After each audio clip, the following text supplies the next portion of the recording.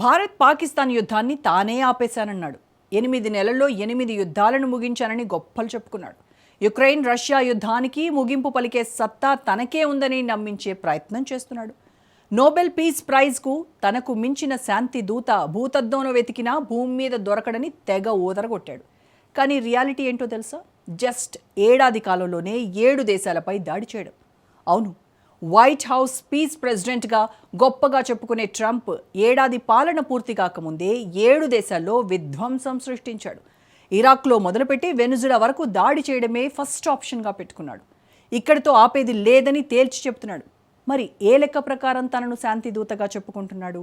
Trump తెంపరి చర్యలకు ఇంకా ఎన్ని దేశాలు బలైపోవాలి? ఓవైపు శాంతి మంత్రం, ఇంకోవైపు బాంబు దాడులతో విధ్వంసం. ఏడాది పాలన ముగియక ముందే 7 దేశాలపై బాంబు దాడులు. శాంతి దూత బాంబు దాడులకు ఇంకా ఎన్ని దేశాలు బలైపోవాలి?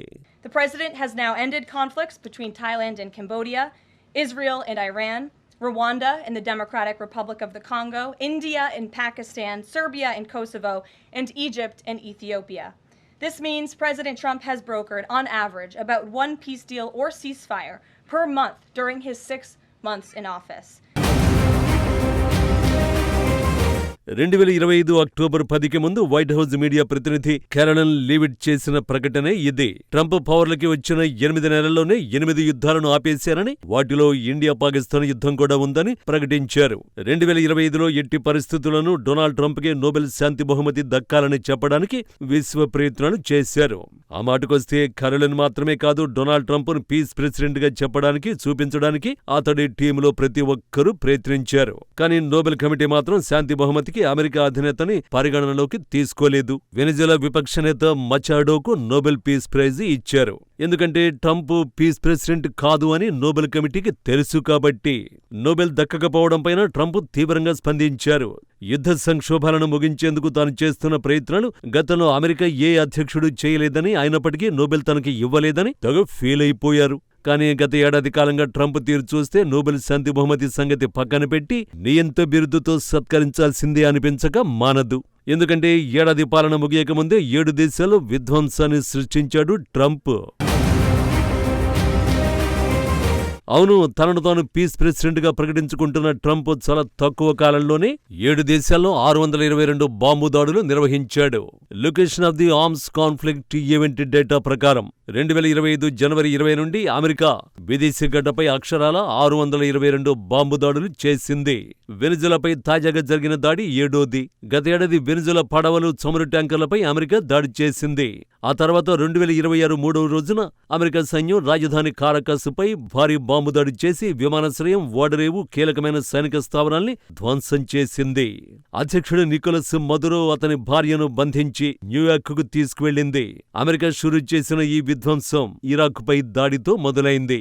2025 ఆరంభంలో అమెరికా దళాలు ఇరాక్లోని ఐసిస్ స్థావరాలపై బాంబు దాడి చేశాయి. పరారీలో ఉన్న ఐసిస్ నాయకుడి హత్యను ట్రంప్ సోషల్ మీడియా పోస్టులో ధృవీకరించారు.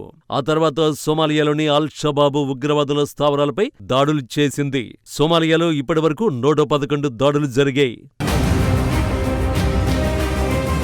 ఇరాక్, సోమాలియా తర్వాత ఇరాన్, యెమెన్, నైజీరియా, సిరియాలపై భారీ బాంబు దాడులతో విరుచుకుపడింది అమెరికా. హౌతీ తిరుగుబాటుదారులపై అమెరికా సైన్యం తరచూ దాడులు చేస్తూనే ఉంది. ఎర్ర సముద్రంలో అమెరికా, ఇజ్రాయెల్ నౌకల్ని లక్ష్యంగా చేసుకుని వారు దాడులు చేస్తున్నారు. దీనికి ప్రతిస్పందనగా అమెరికా హౌతీ ఆస్తులపై బాంబు దాడి చేసింది. 2025 మొదట్లో ఇజ్రాయెల్ ఇరాన్పై దాడి చేసింది. దీంతో అమెరికా దళాలు ఇరానియన్ అణు కేంద్రాలపై బాంబు దాడి చేశాయి. ఖతార్లోని అమెరికా స్థావరాన్ని లక్ష్యంగా చేసుకోవడానికి ఇరాన్ ప్రయత్నించింది. 2025 చివర్లో సిరియాలోని పాల్మిరాలో 2 అమెరికన్ సైనికులు, ఓ అనువాదకుడు మరణించారు. ఈ హత్యలకు ఐసిస్ కారణమని ఆరోపించిన ట్రంప్ ఐసిస్తో సంబంధం ఉన్న 70 లక్ష్యాలపై యుఎస్ సైన్యం భారీ బాంబు దాడి చేసింది.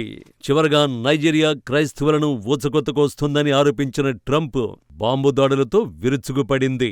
అలా ఏడాది పాలన ముగియకముందే 7 దేశాల్లో ఏకంగా 622 బాంబు దాడులకు పాల్పడింది అమెరికా. ట్రంప్ దాడి చేసిన 7 దేశాలలో వందలాది మంది చనిపోయారు. తనను తాను శాంతి దూతగా చెప్పుకునే ఆ దేశాధ్యక్షుడు ఈ 7 దేశాల విషయంలో ఎంచుకున్న మొదటి ఆప్షన్ బాంబు దాడులే. గతేడాది మే నెలలో భారత్ పాకిస్తాన్ మధ్య వివాదంతో సహా 8 యుద్ధాలను ఆపినట్లు ట్రంప్ పేర్కొన్నాడు. ఇప్పటి వరకు 65 సార్లకు పైగా ఇదే ప్రకటన చేశాడు. కానీ అమెరికా అధ్యక్షుడి వాదనను మోడీ ప్రభుత్వం తిరస్కరించింది. ట్విస్ట్ ఏంటంటే ట్రంప్ను శాంతిదూతగా పాకిస్తాన్, ఇజ్రాయెల్ ప్రకటించాయి. అంతేకాదు నోబెల్ శాంతి పురస్కారానికి ట్రంప్ను నామినేట్ చేశాయి కూడా. కానీ రియాలిటీలో ట్రంప్ చేసిన శాంతి ప్రయత్నాల కంటే సృష్టించిన విధ్వంసం, రక్తపాతమే ఎక్కువగా కనిపిస్తోంది. రష్యా ఉక్రెయిన్ యుద్ధాన్ని ముగించడానికి తాను మధ్యవర్తిత్వం వహిస్తున్నానని, చర్చల ద్వారా శాంతిని తీసుకొస్తానని ట్రంప్ చెబుతున్నా రియాలిటీలో శాంతి సాధ్యమయ్యే అవకాశాలు కనిపించడం లేదు. పోనీ ఇక్కడితో అయినా ఆగుతారా అంటే వెనిజులాపై దాడి ఆరంభం మాత్రమేననే సంకేతాలే పంపుతున్నారు ట్రంప్. ఇతర లాటిన్ అమెరికా దేశాలతో పాటు గ్రీన్లాండ్, పనామా కాల్వలను ఆక్రమించుకుంటామనే సంకేతాలు పంపుతున్నారు. సింపుల్ గా చెప్పాలంటే అమెరికా కోసం ప్రపంచమంతా అశాంతి సృష్టించడానికి వెనుకడబోనని సంకేతాలు ఇస్తున్నారు. ఇంత చేస్తూ తనను తాను శాంతిదూతగా చెప్పుకుంటున్నాడు అంటే అతడెంత తలతెక్క నాయకుడో అర్థం చేసుకోవచ్చు.